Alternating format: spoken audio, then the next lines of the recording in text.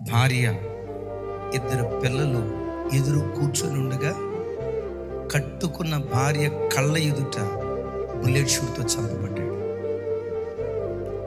మాటలు కూడా రాని పసిబిడ్డ తల్లి ఒడిలో, 3 సంవత్సరాల పసిపాప తల్లి ప్రక్కన, పిల్లలిద్దరూ భార్య చూస్తుండగా వారి కళ్ళ ముందు చంపబడ్డాడు.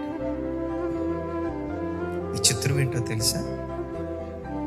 నిన్నటి దినం ఆ భక్తుని యొక్క మరణాన్ని జ్ఞాపకం చేసుకుంటూ మెమోరియల్ సర్వీస్ జరిగింది.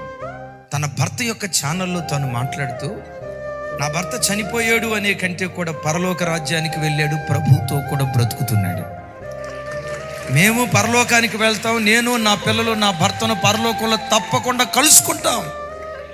అందరూ అనుకున్నారు చార్లీ చేసిన పరిచర్య ఇంతటితో ఆగిపోద్దని. నా భర్త ఏ ప్రభు పరిచర్య చేశాడో, నా భర్త చేసిన పర్య నా భర్తతో పాటు ఆగిపోదు, దాన్ని మరలా నేను కొనసాగిస్తా. ఎంత కొనసాగిస్తానో తెలుసా? నా భర్త జరిగించిన పరిచర్య కంటే మించిన బలంతో నేను పరిచర్య కొనసాగిస్తాను. అమెరికా దేశానికి రాత్రి ఏమని సందేశం ఇచ్చిందో తెలుసా?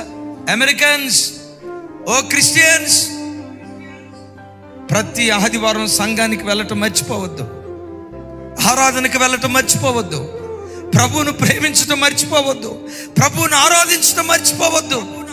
అమ్మ, నీ భర్త చనిపోయాడు కదా, పిల్లలిద్దరూ అనాథలు అయిపోయారు కదా, 31 సంవత్సరాల వయసులో భర్త చనిపోయాడు, నీకు దిక్కెవరో?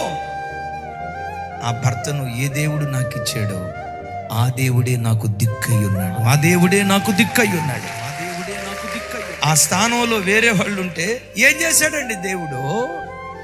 ఏమిచ్చాడండి దేవుడు?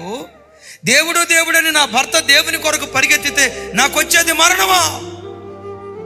చిన్న వయసులో వైధవ్యమా? ఎందుకు ఆ దేవుని ఆరాధించాలి? ఎందుకు ఆ దేవుని స్తుతించాలి? మరొక వ్యక్తి అయితే దేవుని విడిచిపెట్టేవాళ్ళు.